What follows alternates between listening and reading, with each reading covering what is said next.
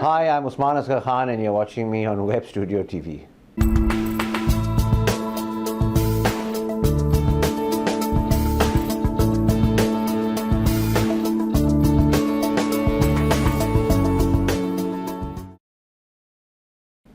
Walaikum Salam. My name is Osman Asghar Khan. I'm the country manager for EMC for Pakistan and Afghanistan. I came back to Pakistan about 6 years ago, and Alhamdulillah, we have been working with EMC since then. I started off as an internal auditor working for a company called Ernst & Young in the US. After college, I went to school to a university called Brown, and when I graduated from there, my family encouraged me to go into public accountancy. So once I qualified as a certified public accountant, I got a job. I decided that I wanted to travel the world, so I no longer wanted to stay in one place. So I got a job with a company called Data General. Data General was acquired by EMC in 1999, and as a result, I moved over to EMC at that point in time. I was heading the internal audit department, and after about a year and a half of that, I was asked if I would like to take a CFO role in one of the operations, and I kept saying no. So I was offered Italy, I said no. I was offered another country, I also said no. Finally, I was told, you're no longer going to be made an offer.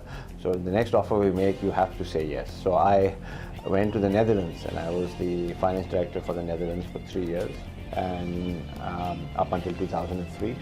Then in 2003, I moved to a regional role. And in 2007, I was asked if I would like to set up EMC's operations in Pakistan.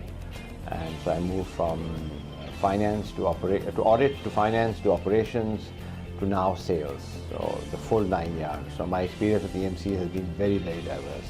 And I've been doing this now for 5 years. I think that the development in Pakistan has been amazing. If you look at the banks 10 years ago, 15 years ago, there was no focus on long-term development, growth. IT-wise, there was no system, it was just legacy processes. And ever since the banks have been privatized, the majority of them, you've seen, and there's been competition, you've seen significant growth in the overall marketplace, the desire to build systems, build processes, learn from what's going on in the world, and so there's been significant investment in this space, and I see that continuing, especially now that you have the microfinance banks coming up the next few years, because that will give you, that will basically, they will need new systems, new processes for that, in order to prevent fraud, in order to prevent extra loans being given. So I see significant growth in this space. Pakistan is a fast-growing country, but in many ways it's a slow-growing country. So it's quite interesting to see that on the one hand you have a first-world country here, and first-world processes. Take telecom. I mean, the privatization. I remember so many years ago, to get a phone connection, you needed 50 signatures. And now, by making one phone call, you can get a signature. If we look at mobile phone development, we were one of the first countries to launch 3G in Pakistan, 2G in Pakistan, GPRS and stuff. Now we are behind where 3G is concerned. So in many cases, we've leapfrogged. If we look at our broadband, we look at a lot. So our banks, some of the banks have first-rate systems. But on the other hand, you also have a lot of dead wood, if you can call it that basically doesn't want to do anything, that believes that everything is fine, there is no need to change, there's no desire to do anything differently or even learn.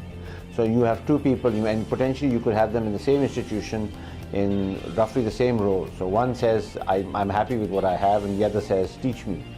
And sometimes you're not sure whether you should actually make the effort to do that, because there's this other person who says, I don't want to learn anything, I'm completely happy with what I have.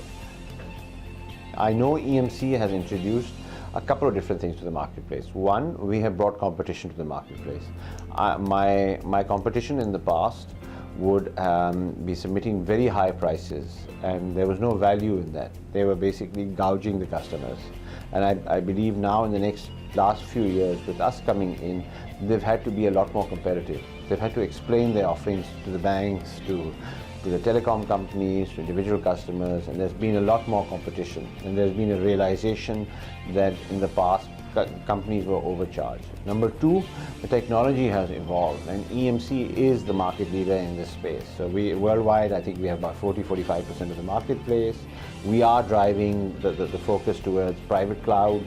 In the past, we owned a number of trends, whether it's virtualization, whether it was the time value of information. We've been driving the space, and we are the market leaders in this. So the fact that EMC is now here, we've been able to educate customers, partners, and we are driving change in the marketplace where we can help them grapple their growth. I mean, overall, if you look at it, this market is probably increasing at roughly 100% a year. So this is a very critical space, and customers don't know what they need to do with all this information, how they should manage it. So you have to tell them how they can become comfortable with this growth and what the long-term future holds. And once you do that and you define a future roadmap, it gives them a level of reassurance that they did not have before. Has been focused on building sustainable growth locally. So we have over 65 members, and they are all Fortune 500 companies, the majority of them, plus large companies locally that have major American brands. And the focus has been on sustainable growth. So we are partnering with our friends in the US Embassy, the US Consulate, where we are implementing initiatives around training, CSR, at a grassroots level. The objective is to build sustainability in Pakistan, whether we are doing it as individual companies or collaborating together to to ensure that we get as much bang for the buck as possible and as wide a footprint as possible. So we are funding schools, we are funding training programs for people, internships. We are deciding, we have programs with our friends where we are sending names to them of people that could be sent to the United States on training, identifying areas of joint development. We were involved with them with the local initiative they did to fund small and medium businesses in Pakistan. So there's a number of initiatives. It's very broad. So how do you overcome the resistance you have from local companies? The best way of doing that, it's a long-term journey. You can't do it overnight. So you ensure that you fund local training programs on a 3-monthly, 6-monthly, 9-monthly basis, which allows customers to get their hands wet, in order to understand systems, because it's the same people in 1 year or 2 years could be working somewhere else. So if they have familiarity with your systems, they eventually will push you at another location.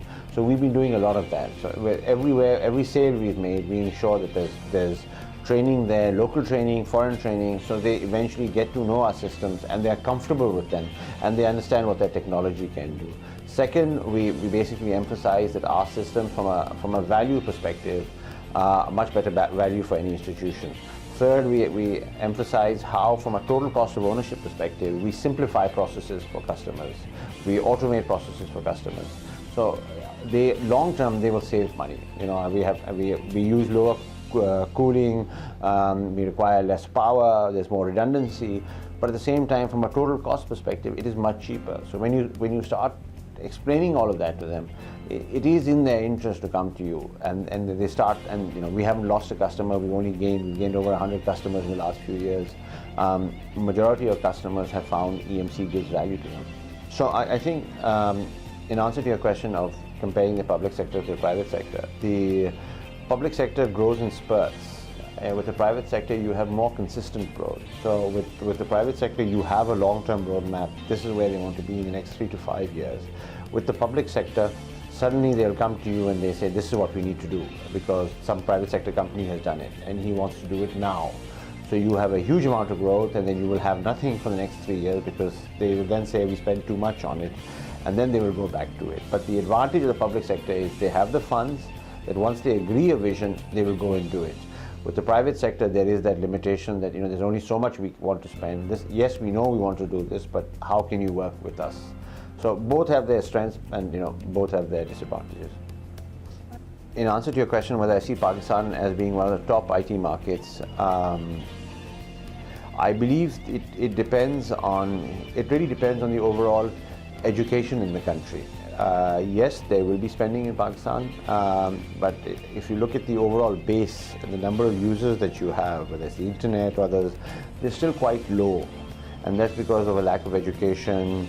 We have the systems, we have the processes, but you would really need to, I think, build the base. I mean, we are reaching that middle class threshold. So you are now seeing online websites coming up, online spending, but overall the number of people utilizing those services are still quite low. So there has to be long-term sustainable growth, and then Pakistan will grow as an IT market.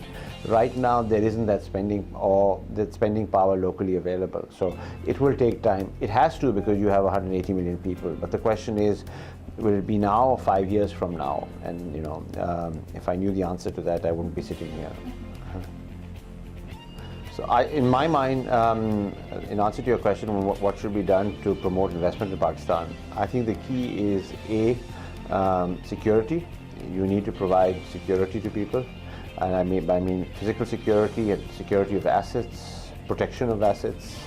And secondly, you need to reduce the complexity of the rules and regulations. If you look at Pakistan, in the last few years, it has gone down in the worldwide ranking of competitive countries and ease of which you can do business in Pakistan. I think we've gone down about 20 notches or something to 120 or 130 or something.